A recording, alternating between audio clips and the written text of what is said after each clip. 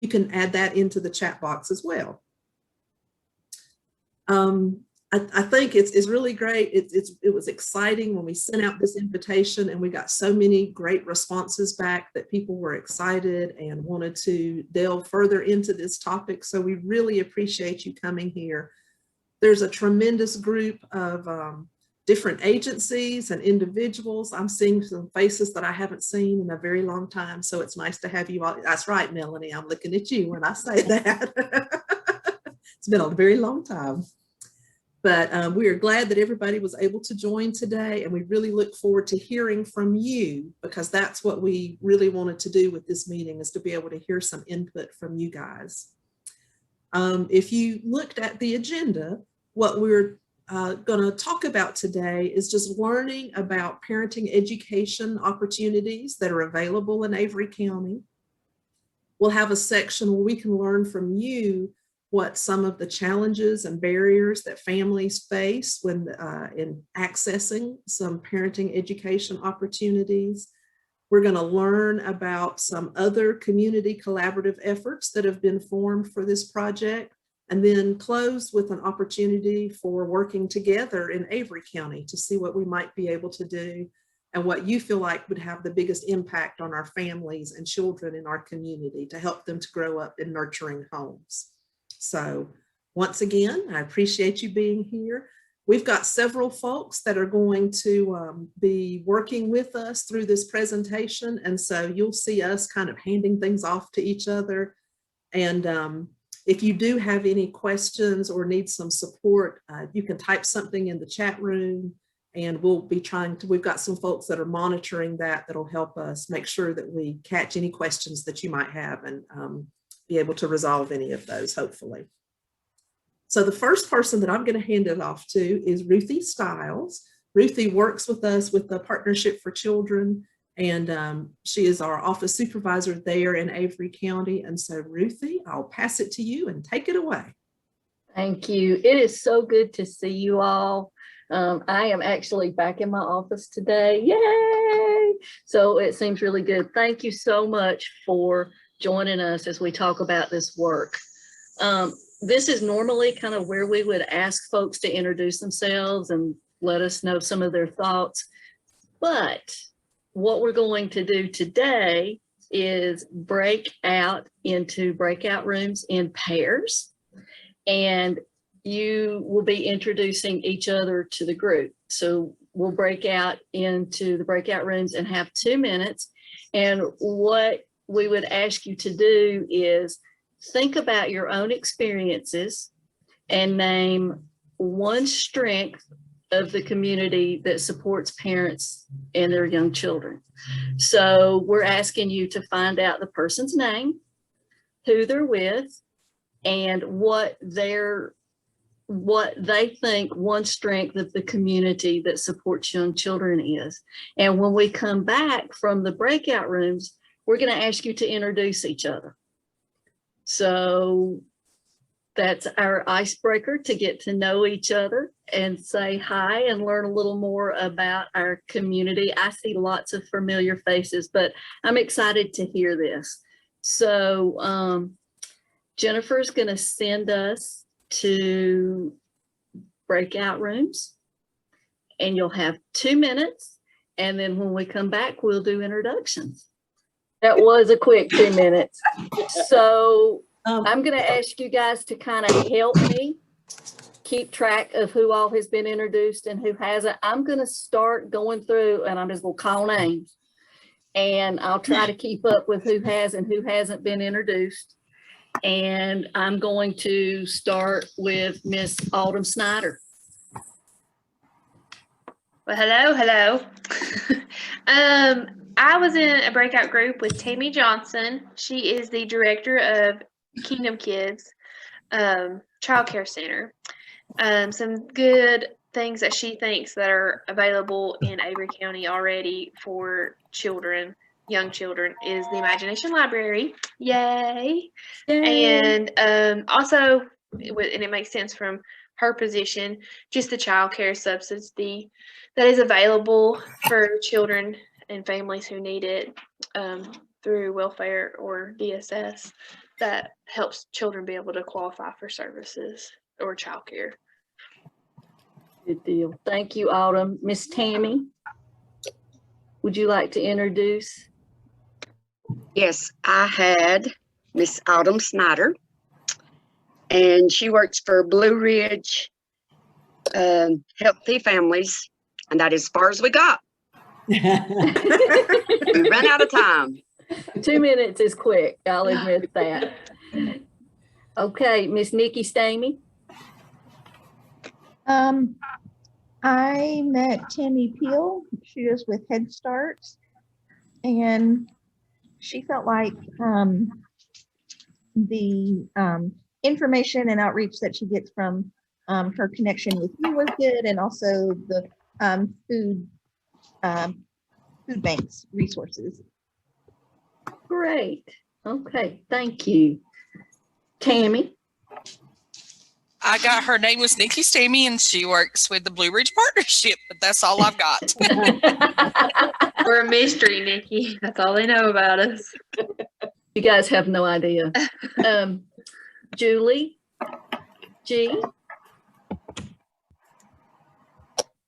I had Judy Stevens, and that's all. I remember her from being at the early childhood program at Balaam, but I didn't even get that question asked if that's what she's still doing, because we ran out of time also.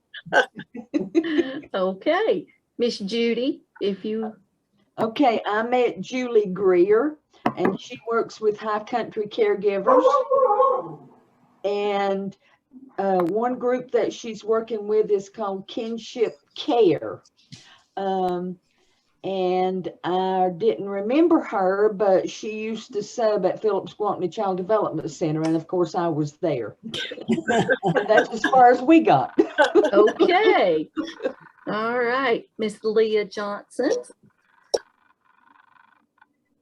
So I met with Karen Hayes, and Karen is with the Parent Support Network, and that's as far as I got. Okay, Miss Karen. Well, I met Leah, and she works with Avery County DSS and Child Protective Services. And she was saying that even though there are not a lot of resources, people are really searching and looking for ways to help. No, good deal. Miss Sydney Harrison, how are you?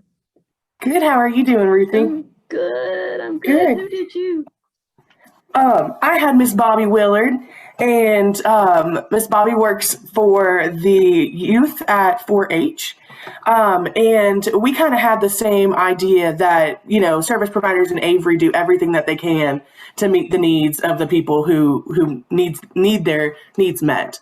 We try everything in our path, calling people, texting people. So yeah, it's nice to meet Bobby again. Good deal. Miss Karen Caldwell, how about Hello? you? Can you hear me? Yes. Okay. We had trouble. I got a new computer this morning, and I was having trouble with my audio. And I was in the room with Geraldine, and I did not get to introduce myself or learn anything about her. And I apologize, Geraldine. But I'm on now. I will get to introduce myself. That sounds good. So I'm Karen Caldwell, and I work in the region covering 11 counties in tobacco prevention and control. And what do you think is one strength of our community that supports parents with young children? One strength in the community is parents who care enough to be engaged in their kids' lives. Yep. Good deal. Good deal. And Geraldine, I'm going to let you, unless you want to introduce yourself now, or do you want to wait? I'll wait when I do my next piece. Okay. Next we have Miss Jessica Zucchino.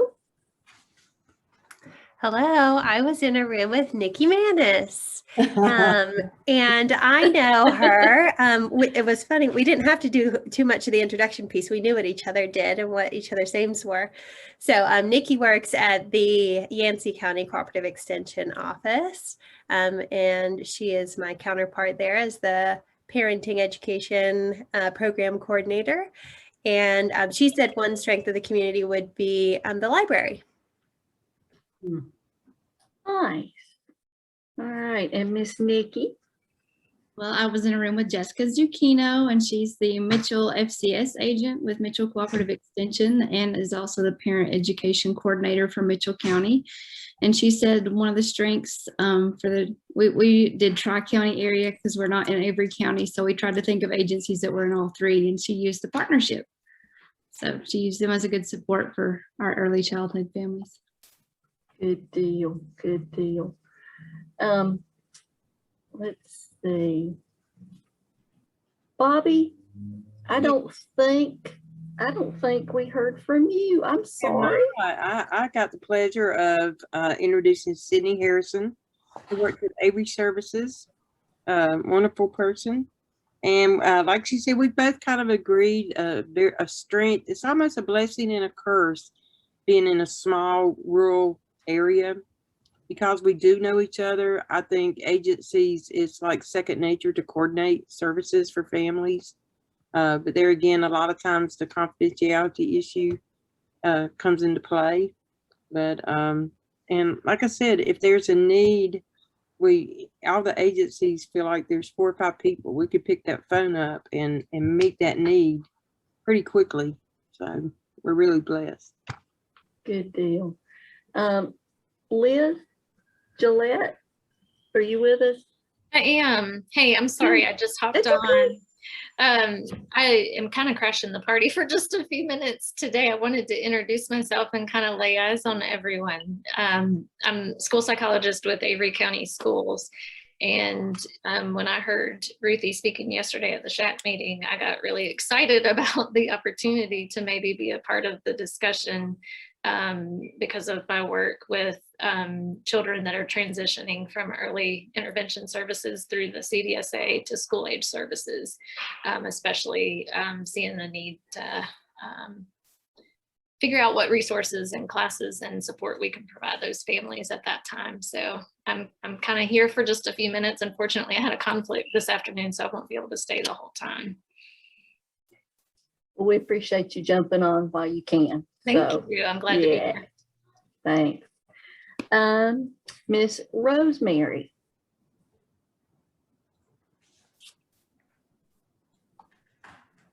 Me and Tammy Peel. I didn't get a chance to introduce myself, but I'm Rosemary Hansel. I'm with the Partnership for Blue Ridge Partnership for Children. I do the positive parenting program in Avery, and we're going to bring that to Mitchell and Yancey counties as well. Okay. And who did you say you were in the breakout room with? Amy and Tammy Peel. Okay, good deal. Katie Crowland, if you would introduce who you were in the breakout room with. Yes. I was in the breakout room with Rachel Toller. She works at the health department. She's a case manager for at-risk children. And that is as far as we got because I was blabbing. So. That sounds good. Rachel, if you would introduce Katie. I was in the breakout room with Katie Crowland, and she is the youth director at YMCA for Avery County. She and I both agreed that one of the strengths in this county is basically what a lot of other people said is the services always do the best they can to do everything they can for the families, but it's like everybody wants to work together to help. Good deal. Good deal. Thank you. Next is Miss Sarah Crouch. Hello. I was in a room with Melanie McCory, and I was blabbing a lot, so she didn't get to really introduce herself very much, but I believe she works at the cooperative extension in the nutrition section, and we both agreed that some of the strengths in Avery County for young children is that people seem to be very close-knit. They care a lot. People, like everyone has echoed already, are just willing to jump in and help out wherever they can. So I think I covered it, Melanie. Jump in and introduce yourself if I missed anything. Or if you want to introduce Miss Sarah Crouch. Well, I worked with Sarah and she works with the outreach, she's an outreach coordinator for Oasis. And when we were talking about the what we thought the strengths were, the most important thing that she said was that it takes a village, you know, to raise a child. And we do have a strong community, but one thing I would add to that is that I think our faith community are big time supporters of our families. And as a service provider with Cooperative Extension, and in the past I've worked with, you know, other agencies like Head Start or Parent to Parent, that faith community was essential in helping families sometimes with needs. Good deal. Thank you. Teresa Emery. Hey. Hey. I met Marie Brumfield, and she works with the Children's Council doing an adolescent parenting program in Watauga and in Avery County. And she was just trying to identify one of the strengths in Avery when we ran out of time. Okay. And Marie, if you would introduce Teresa. So I met with Teresa, and I talk too much about trying to explain what I do in order for Teresa to share her strength. But she does work with Parent to Parent there in Avery County. Good deal. Good deal. Jennifer, you are next up on my screen. Were you in a breakout room? You were not. Okay. She's the wizard behind all this magic. So let's see. Sabina. Yeah. Hey, you guys, I'm Sabina Maiden, and I got the privilege to meet somebody I didn't know today, which was so exciting because I realized I knew more than half of y'all. But I met the beautiful Tanya Boone, and she works with the Blue Ridge Healthy Families Program, and she's only been there for a year, so she got hired, and the pandemic came, so great time to be hired. And that's all we had time for. But I had so many questions for her, but I had to stop talking. Okay. Tanya, if you would introduce Sabina. Thank you, Sabina. That was such a wonderful introduction. I appreciate it. I got the privilege to meet Sabina, and she works with the Western Youth Network in the youth mentoring part with them, which is school and community based, headquartered in Boone for 35 years and a handful of years in Avery County. So it was a pleasure, and we didn't get to talk very long, but I really enjoyed the time that I did get to talk. Good deal. Good deal. Randy Fedro, who were you partnered with? I had the pleasure of talking with Megan Pollard, whom I'm a big fan of. Megan is and I may have this wrong, but I believe Megan is the director of the Exceptional Children's Program for the Avery County Schools, and also the either pre-K or preschool program for the Avery County Schools. And the community strength that she mentioned was the compassion of the community. Good deal. Thank you. And Megan, you want to introduce Randy? Yes, thank you, Randy. Yes, I am over Exceptional Children and Pre-K and a few other school-related things. Just add it to the list. I apologize for not having my camera on. I've had internet connection issues in my office, and the tech department said if I leave my camera off, maybe I won't lose connection. So at least I have a picture there. So I do know Randy. So we actually got to chat a tiny bit, you know, maybe 10 seconds about something other than what we were supposed to do. He's with Positive Parenting, and he mentioned the tightness of our community as a strength. Absolutely. And the last square I have on my board is Miss Lindsay Allen. Lindsay, if you would were you in a breakout room? No, if you would introduce yourself, please. Thank you. Sorry, my internet went out. It seems I'm not the only one struggling. My name's Lindsay Allen. I work with the Mediation and Restorative Justice Center, and we provide juvenile mediation and sentencing circles programs to Avery County. Okay, and would you tell us one strength of the community that supports parents with young children? Yes, I think I'm going to echo just the connectivity that we all have. I feel like all of the programs that I'm involved with, we're all very connected. We're all friends, and we, send referrals to each other, or at least just chat about, the needs of the children that we have in common. Great, thank you. And I ended up in a breakout room with Miss Catherine Savage, who is our program coordinator and the Alliance for Young Children director that also runs through the Blue Ridge Partnership for Children. And she has been instrumental. She and Teresa both have been instrumental in this work in Mitchell and Yancey County. And so they bring a wealth of knowledge to this endeavor. And I asked her what the strength was, and she said, well, I don't really know Avery County that well. And so I think she's learned a lot just by doing these introductions, and I so appreciate that. And when she asked me, I said, it's the community and it's the people, and that truly is probably Avery County's biggest strength. So thank you all so much for joining us in that exercise. It's great to get to know folks, and we appreciate that. There will be an attendee list created and sent with the minutes of this program, so you will have that.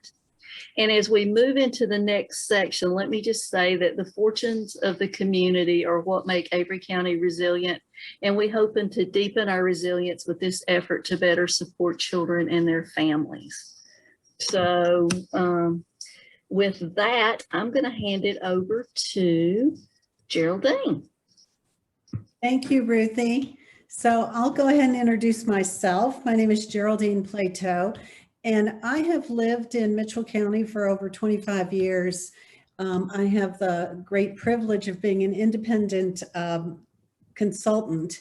My passion is small town revitalization, but I do a lot of projects with health and making families stronger. So when I heard about this, helping out with this project through the Blue Ridge Partnership for Children, I was very excited, partly because I know these three counties very well, but also I just know the power of what can be done here, especially when a lot of smart people from small towns get together to solve a big social problem, which is what we're doing. So that said, I would like to run you through a little process that we'll collect some information on. We want to look at data. That's where we're going to start. So in advance of this meeting, we sent you 3 sheets, which you should have in front of you. If you don't, Jessica's standing by to email it to you. Just put in the chat box if you need it. But let's go ahead and look at these sheets. And what we're going to do is break you out into small groups again. And you have your agenda in front of you. On the agenda for this part, which is part 2, in your small group, you're going to answer the first 2 questions. So the first question is, what do you notice when you look at the data? Second question is, what trends do you see? What's the good news and what's the not so good news? So we'll give you a little heads up when your group is about to end, but let's go ahead and break out into those groups now and start chatting with each other. And then we'll all come back as the full group and answer question number 3. Interesting. Oh, shoot, we have to go back. Darn it. I just get started. I know. That's what we like to hear. Sorry about that. I hope everybody was having a juicy conversation. We certainly were in our little group. It was a good exercise to look at that data. But now what we want to do is move to the full group. And hopefully we've recorded all that information that went on in the little groups. So let's go ahead and just, in the interest of time, let's jump into the question number 3, which you'll also see on your agenda. How does the data resonate with your direct experience with children and families? What other information would you add from your experience? So we're just going to do this popcorn style. Whoever has an idea and wants to speak up, let's get started. Well, you really need to include the Hispanic or the the demographics on the people we're dealing with. I don't see anything about the Hispanic population. Okay. Um, Thank you, Bobby. I think that's a good observation. and I don't know if there's a way to capture, but I know the people I work with, they have multiple barriers. It's not just poverty. It's they all, there's got to be a way to capture multiple barriers to whether it's employment or to whatever their barrier is. There's multiple reasons. Thank you. Who else has something to add?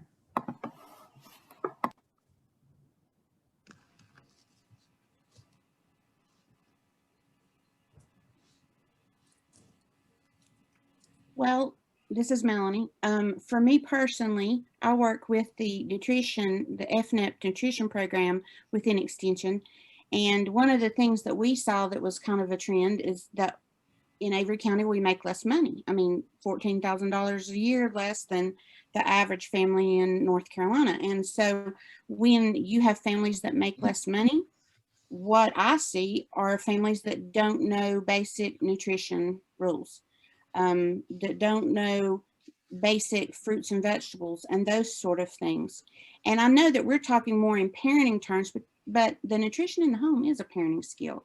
That goes back into abuse and neglect if kids aren't being taken care of healthfully and taught things. So, that's one of the things that I see that's a connection.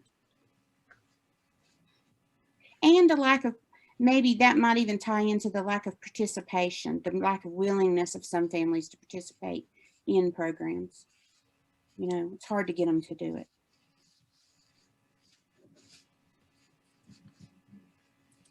I'm sorry, I feel like I'm hogging this meeting. This is Bobby again, but another interesting trend that I've seen in the past 2 years are the grandparents raising their children. Mm-hmm. And a lot of times, the majority of the times, that grandparent don't have legal custody of the child. And then I've seen a number of kids being raised by someone other than their grandparent. Ruthie, I mentioned in our group that the data that resonates with me is that, especially this year's data, I really felt like there was some pretty compelling metrics that came out from the county data cards, but somehow Avery County always seems to escape the right sort of labeling for state funding, or at least in my case, our McV dollars. And so we're not looking at Mitchell and Yancey's numbers, but I have done that. And Avery County has some areas where they're passing. I know, like children living in poverty, children under 5 living in poverty, was significantly higher in Avery County. But still, that still somehow doesn't make the grade in order for Avery County to be considered a tier 2 county. So that's the kind of information, as far as the data goes, that resonates with me. It can be frustrating.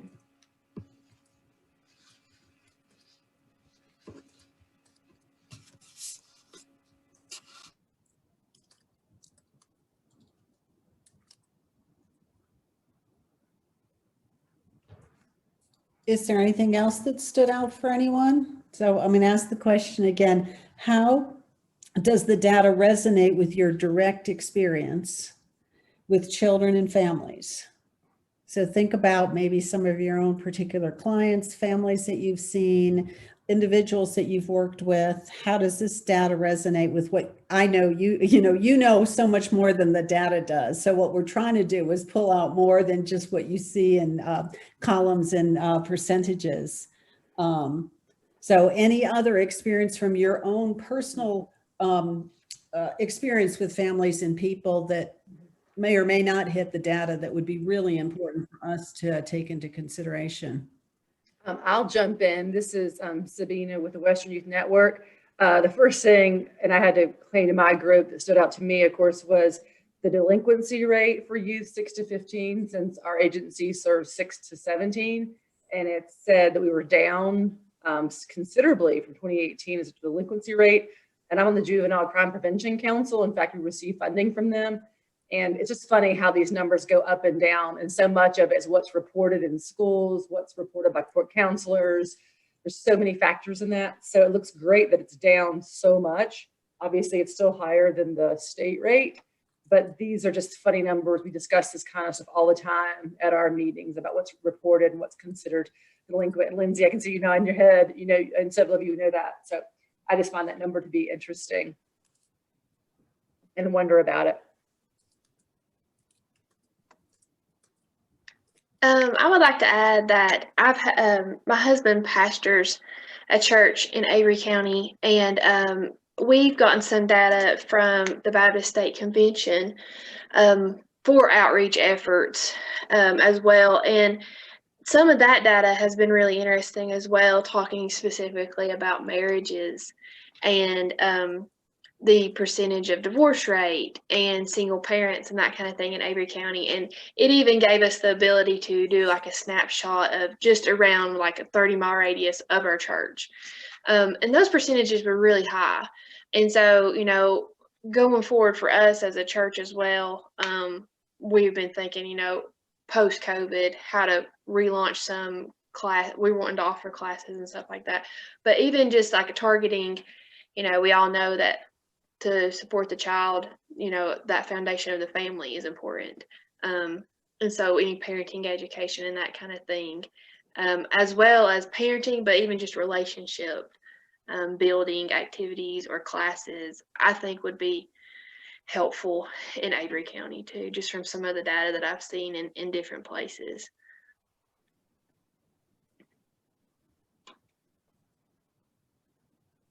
One of the things that struck me was the third grade reading proficiency, which is only 51%. And that does not bode well for our future.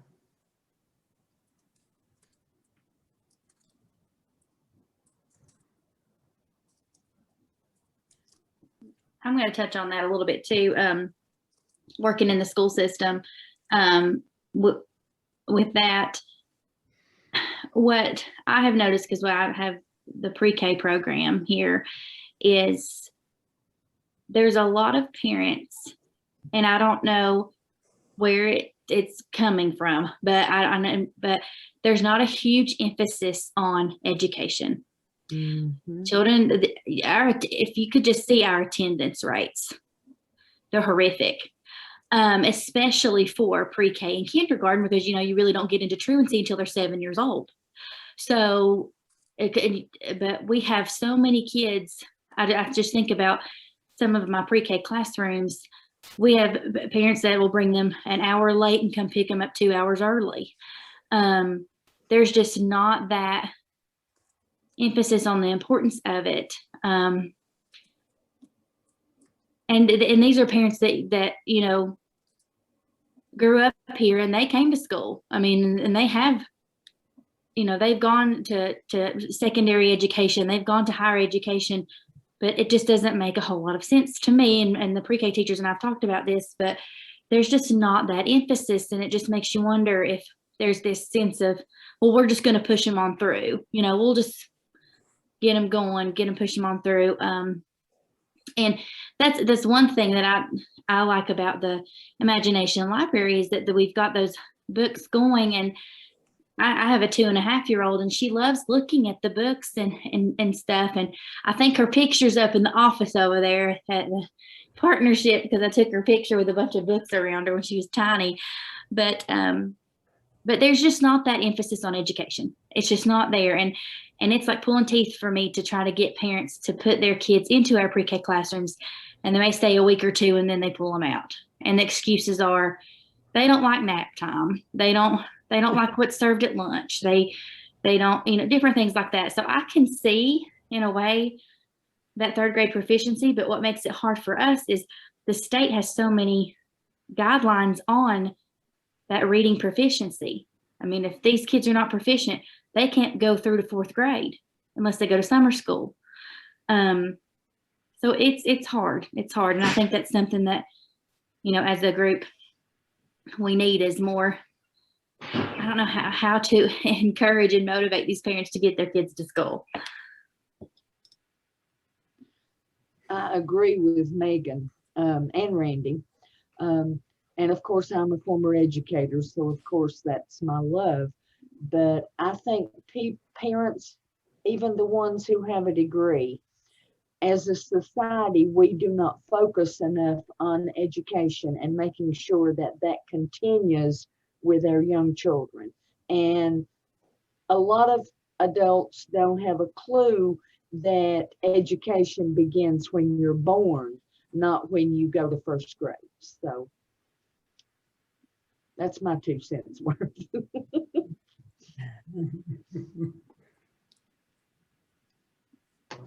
Something else that I have noticed, I'm the only man on this call. Mm-hmm. And that is not, that's not okay with me. But you're a good one, Randy. I'm sorry, but I'm only one. And we need at least a third. Because as you all know, I'm pretty opinionated, and I've got my points of view, and they don't always go down the same path as other folks. And we need that diversity.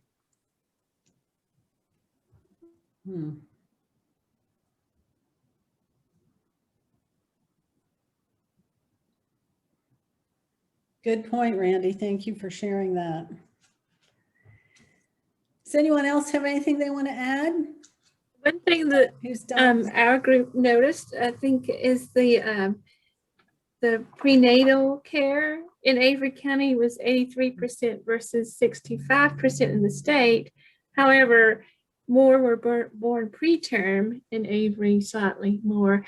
And I think our question was,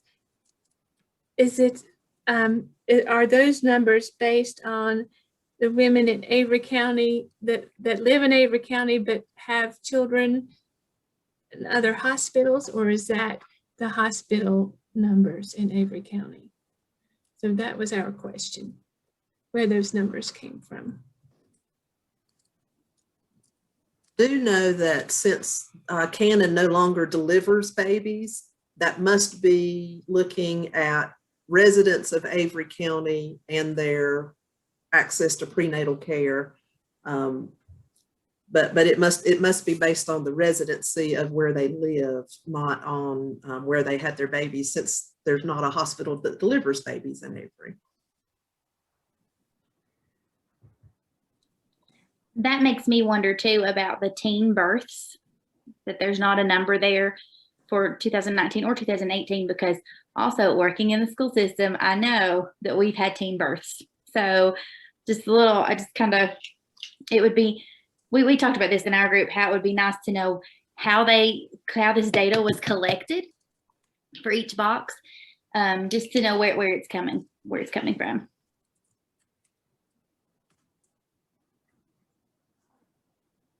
Actually, we talked about that in our group too, because we were wondering if like homeschoolers were included, or so I think we will follow up on that as we work on the report, and as we take all of your comments into consideration.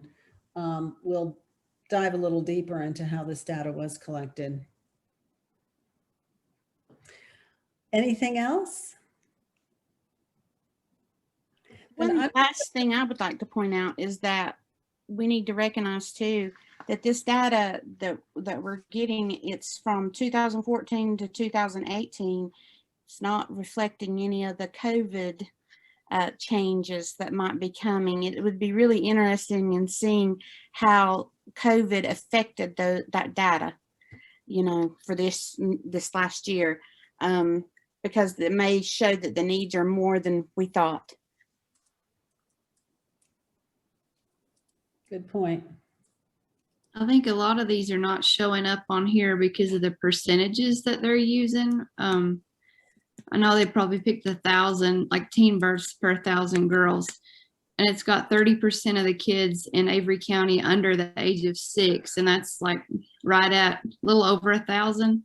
So then you've got 2,500 left that are between 7 and 18 or 17 that they're counting. So I think their ratios are just way too high for any of our small town rural things to be counted in there. And I think it's throwing off what we know to be true, because we know that these things are happening, but their scale as compared to the state, like in Mecklenburg and some of these other counties that are so large, they have to have a large ratio, and they've set that standard for them. I think that's kind of what's throwing us off a little bit. I think that's a good point, Nikki. Thank you.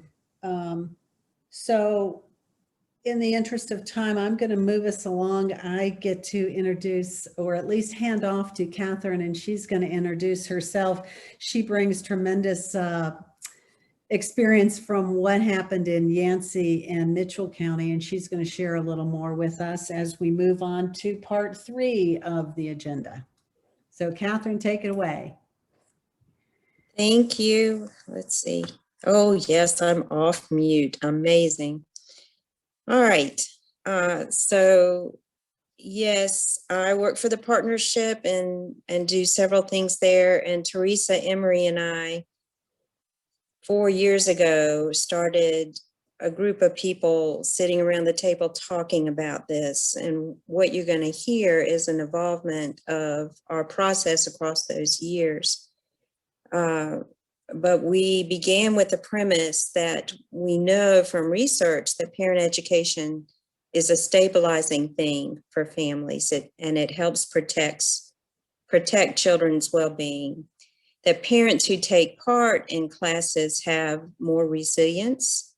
They have skills for supporting their child's social emotional development, and their strong relationships, their strong attachment to their children can prevent future trouble and lower rates of child abuse and neglect.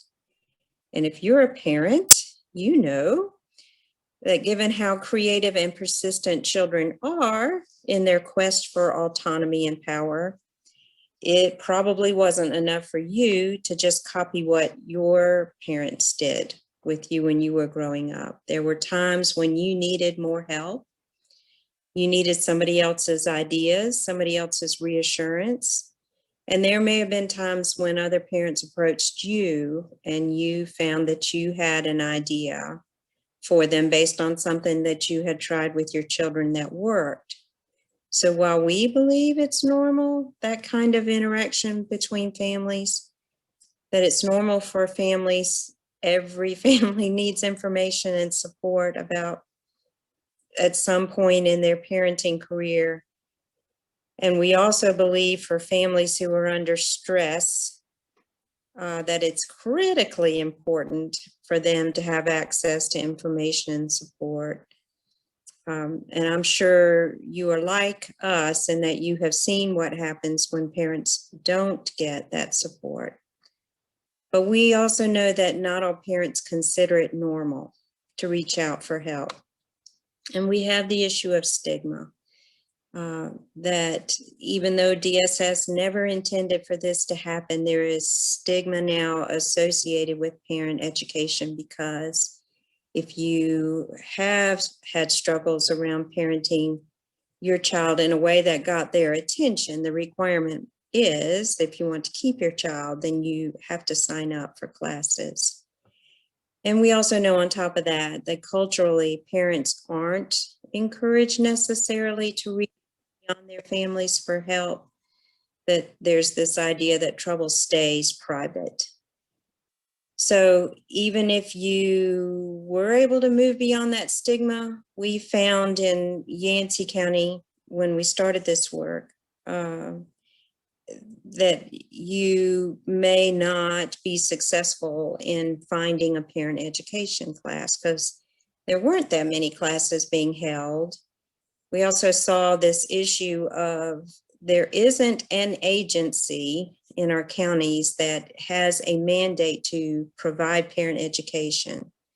And so that has meant that there's a fractured system in place right now for providing it to families. Some agencies do, but maybe only for the families they serve. So an example of that would be Head Start, who's mandated by the feds to provide parent education, but that's just for Head Start families. We also had agencies that had somebody on staff who had been trained in a particular model of parent education, but it wasn't part of their agency agenda to provide parent education, or even if it was, maybe they didn't have enough money to actually do it. And then we had RHA who was working with families, but because of how their agency is set up, it was necessary for them to diagnose. Parents had to have a diagnosis before they could bill insurance, and some parents found that a little off-putting. So we've had a variety of scenarios, but what it's meant is unequal access to parent education classes. And if you were a parent trying to find it, it meant a lot of effort for you, which tends to have a discouraging effect on enrollment. So this is what we found in Yancey and also in Mitchell. And I'm just curious if you also see this as true in Avery County. You could give me a thumbs up or a thumbs down. Does this sound familiar to what you see happening in Avery County?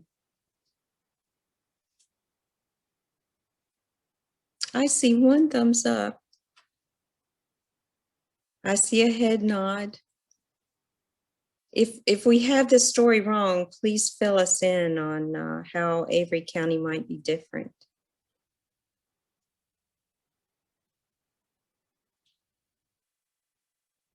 Okay, well, I guess I'm going to take that as yes, this sounds familiar to us too. So when we set about doing something about it, we began this system of parent education, and that's what we want to describe to you today. So I'm going to pass the torch now to Jessica Zucchino. Thanks, Catherine. So what was born out of trying to bring all of these parent education models together was the Parent Education Portal. And that's something that in Yancey and Mitchell County, the Cooperative Extension Office hosts. And part of the reason for that is we're sort of a neutral agency, but also we're well known for our adult education opportunities that we provide across a lot of different subject matters. And so happy to be able to throw parent education in the mix there. So I'm going to share my screen and just show you what our page looks like, what the portal kind of looks like in general, so you can get an idea of how families can access this. So we start sort of at the landing page for a cooperative extension center like Mitchell County or Yancey County. If you scroll down on the side, there's just a tab there for parent education opportunities. And I have to give a lot of credit to Nikki for this, because the layout on this was her doing, and it's really beautiful and easy to use. We uploaded also a video montage that Ruthie put together for us. So these are all of the facilitators that we use in Mitchell and Yancey County, introducing themselves and their programs. A brief sort of overview of what you find here.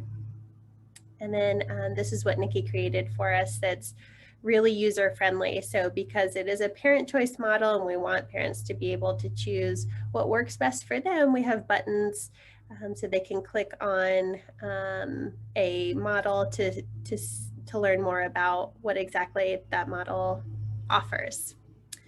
So there would be a description there. If we scroll down a little bit further, there's contact information, and then if there's upcoming classes, you would see that. And I'll take us back here. And then we also have sort of this calendar down here. So if it's easier for parents to see it this way, they could scroll and see which classes are currently going on and what's upcoming. And then one last feature that I'd like to share with you is the page to register. And so we do have this not on each individual page. Part of the reason that we've done it here on this landing page is so that we are truly giving parents the opportunity to see everything that's available to them, or families, parents and caregivers, everything that's available to them. If we were to put kind of that registration link on each of these pages, it might be a little easier for agency partners to just send, for example, a link to Empowering Youth and Families, and then a parent doesn't ever really discover the rest of what's available on this portal, and they just sign up because that's a link that was given to them. If we put it here, they have more of a chance to see, oh, there's a bunch of other models that I could explore and see what might work best for my family. And then we also have some resources listed down there, and Nikki and I are working on kind of revamping this to make it a little more user-friendly, so it's not just a long list of resources that would be difficult for someone who's an agency professional like lots of us who to sift through. We might also get a little lost in that, so I would imagine busy parents who want resources are also going to get lost in a list like that. So we're trying to make a searchable table that makes it much easier for folks to use. And so that's just a brief overview of what the portal looks like. And I'll pass it back to Jennifer now. I think it actually comes back to me, but it's all right. I'm gonna toss it to Nikki because Nikki is gonna talk some about feedback that she's gotten from parents who've been taking parent education classes over the last couple of years. Yeah, ignore the baby and the walker going back and forth. So if you hear noise, that's what it is. She's gotten excited, so she's making some noise.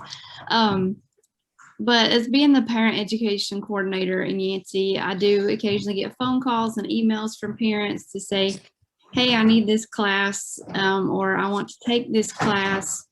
When is it open, and all that kind of stuff. So I can send them straight to the portal to have them look at what might fit for them. What they think they need might not be something we offer or something that's open right now, so they could find something to fill in the meantime. And the registration part is very important to us because it all comes in one spreadsheet. We can get in touch with the facilitators of the programs. They don't have to mess with signing people up. It's a really simple kind of streamlined process that is working really well for us. And it captures their basic contact information that we would need to get in touch with them and to send that to facilitators. And it just makes everything a lot easier.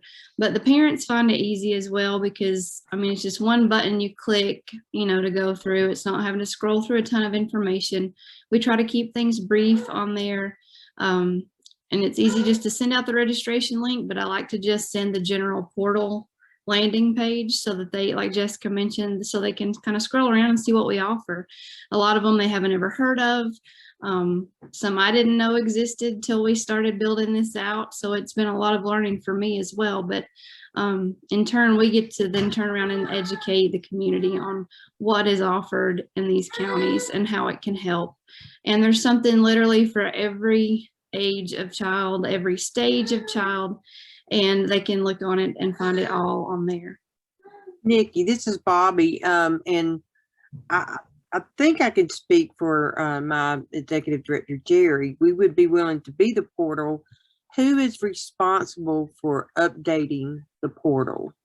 Is it you guys, or is it the administrative secretary at the extension office, or? Really, anybody who has the extension page capabilities to get in there can edit it. Jessica and I both do that. Jessica does for Mitchell and I do for Yancey because it's just updating the WordPress pages. And so it's easy to maintain because like we've got the buttons and stuff created. Once you get those pages made, it's not hard to keep up with. I mean, your resource page might be a little bit different. Mitchell and Yancey's are almost identical because so much of it is dual county. So And the events, it's all through Google Calendar, so you can do them months ahead of time, and it's easy to manage. Cool, thank you. And like I said, I think I could speak for Jerry, but if that's, you know, if everyone's gung ho to have this in Avery County, which I think is wonderful, I think he would be willing to host that on the extension webpage. And Tell Bobby, Jerry he could do it.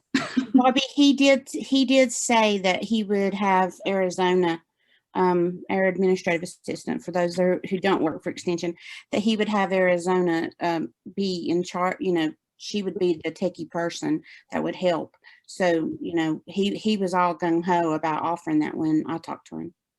Jerry was filling in for us as interim director when we were kind of building this out. So he's pretty familiar with the process. So I think you won't have any trouble getting Jerry on board with everything. Good deal. Hey, this is Sabina. Quickly a compliment.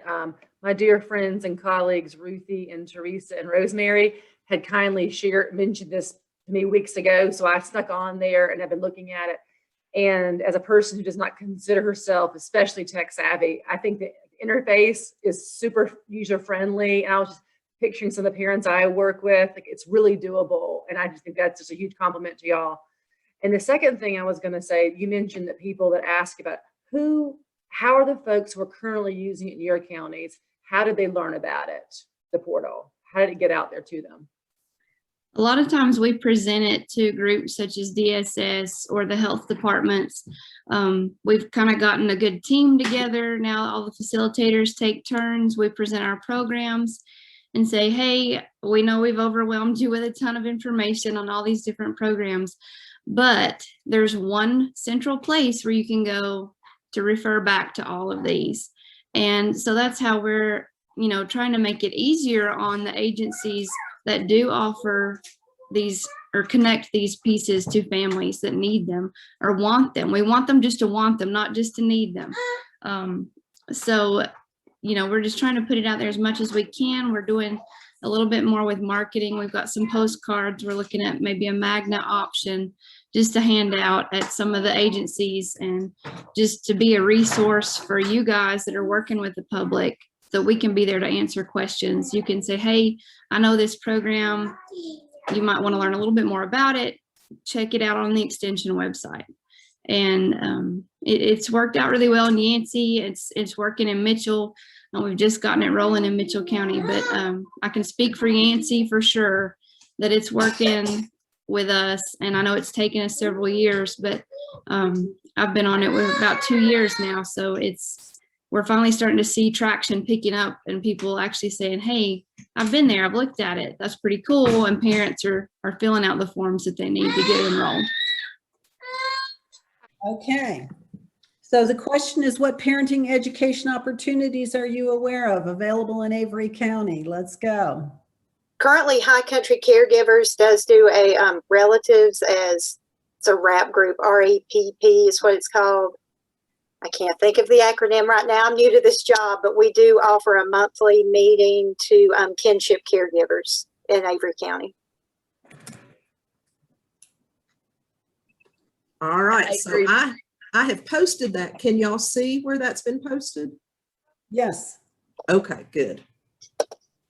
Our center does Love and Logic.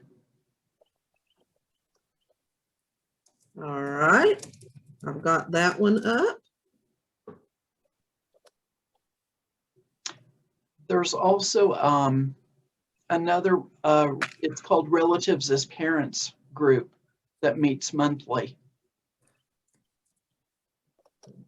I know Melanie with the expanded food and nutrition program has programs for adults and youth.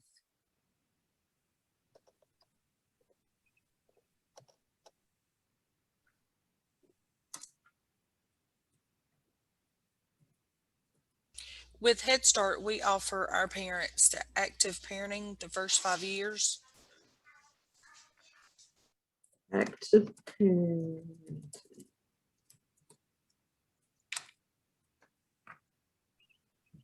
All right.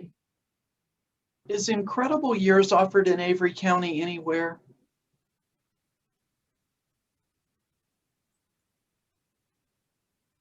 Not that I'm aware of. There is a foster parents group that works in Watauga and Avery. It's not unique to Avery, they combine. Okay.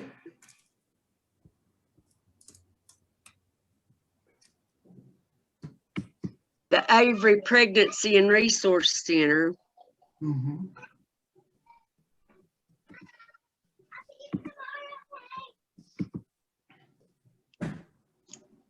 Didn't Autumn say that they did a parenting class in her church?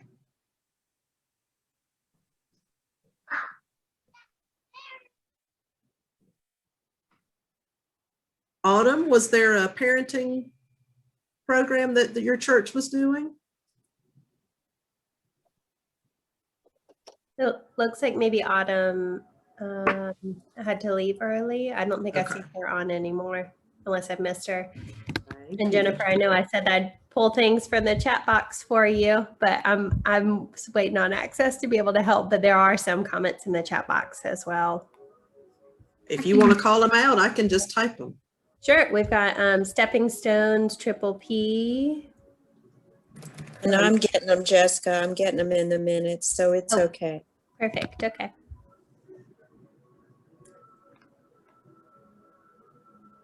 Everyone should have permission now. It's been sent. It's somewhere in the internet world. So sorry for that. You have to close the link and then go back into the Jamboard to be able to edit now. Like now that you've granted access. Oh, okay. Not you, everyone that wants to do the little sticky notes. They have to just close the Jamboard and then click the link again. Okay. Again, Good, sorry for Marie. that, but I've learned something. Marie, I'm glad you got that posted. I thought that adolescent parenting program had a parents as teachers, so good. I'm glad we got that captured. Interest of time, are you okay if I move on to the next question? And then if anybody thinks of anything they want to add to the first question, either put it in the chat box, shout it out, or yeah, just do that and we'll make sure we capture it.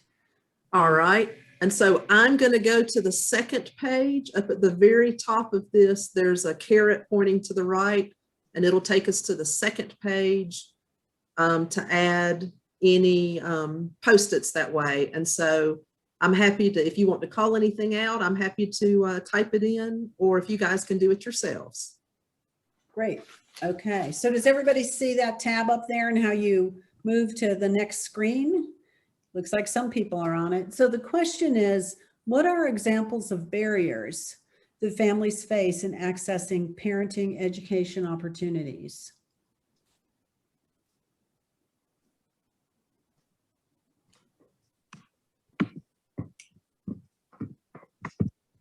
All right, now things are moving fast. Nice, thank you. There's also the parent-to-parent group for families who have got youngsters with exceptional children. As you contemplate on this meeting, think about the discussion that we've had. Anything else that comes up, by all means, you can email us, even if it's a couple of words or something that you wished you had said. By all means, let us know, because we will be collating all this, and it's really going to factor into what this program could look like in Avery County. So.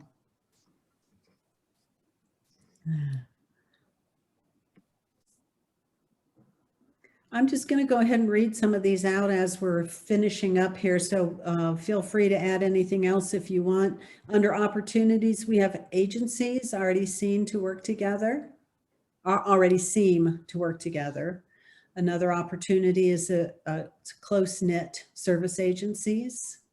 Agencies want to support their families. Another opportunity is that everyone is so willing to help.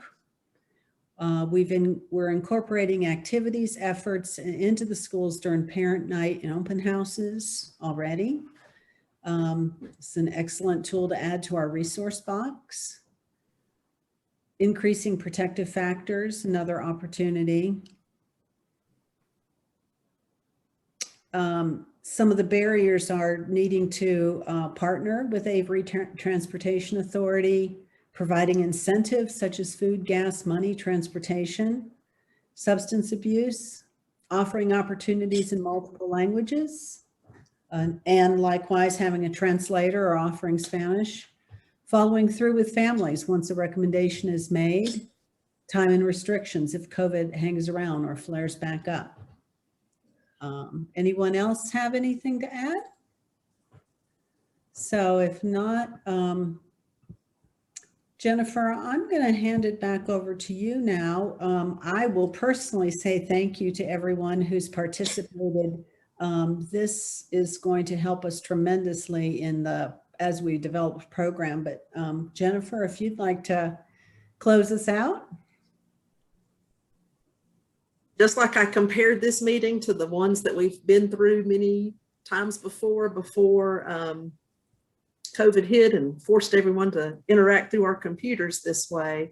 It's so great to get folks together, especially when everybody has a mindset to how we can best support our families to be able to be nurturing homes for their children. So thank you again very much for coming out and being with us today. I thought it was interesting, and I'll just throw in an aside. The Partnership for Children received a grant through the Amy Wellness Foundation to do this, to be the backbone agency for this collaborative work together of bringing folks together to try and streamline how families can access parenting education opportunities. And so with that funding, we've got pieces in place. So we've been able to provide gas cards, meals, childcare at those trainings. So that's a part of each of those opportunities. Is through this grant, we've been able to support some of that. So it's exciting that when we see what we know are barriers, if we can find some answers to try and start to resolve some of those. So I know that we're running long on our time, and so I don't want to keep you much longer, but just as you think about all of this coming into being, do you see some results for children and families? And truthfully, for you guys as professionals in a helping agency, do you see some results there that you feel like would be helpful for you? And then if anything else that you want to say as we kind of move forward with designing this new project.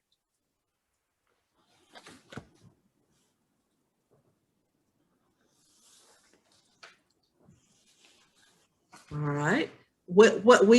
How this worked in Yancey County and then again in Mitchell County is that a group formed, a collaborative group, multiple different agencies that wanted to see something happen for the families in the community.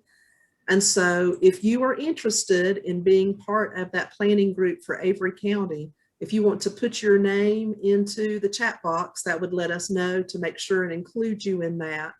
Also, what we'll do is when we send out the notes and the minutes, we're going to send it to everybody that was invited so that they'll all know what happened. And we'll also put a call to action in that as well to ask if you would like to join a working group to look towards what we might design that would be able to provide that support in Avery County. We'll ask that question there as well so that you can include that with us with that follow-up that you'll get. So if nobody has any questions, oh, look how cute, Nikki. If nobody has any more questions, just thank you again for coming and spending some time in your afternoon with us for this. And we'll be following up with all of the information that we've collected here. And like we said, there were some folks who weren't able to make this meeting, but were very interested in wanting to move forward. So we will stay in touch with you all. And if you've got any questions or ideas that come to you, you can reach out to any of us. When you receive the information, all of our contact information will be on there. So thank you so much for being with us this afternoon. And I will bid for you to have the good rest of the day, and the weekend's coming up. So hope that you have an enjoyable time, and we will look forward to get back with you on this project. Bye, everybody. Thank you. Thanks, everyone.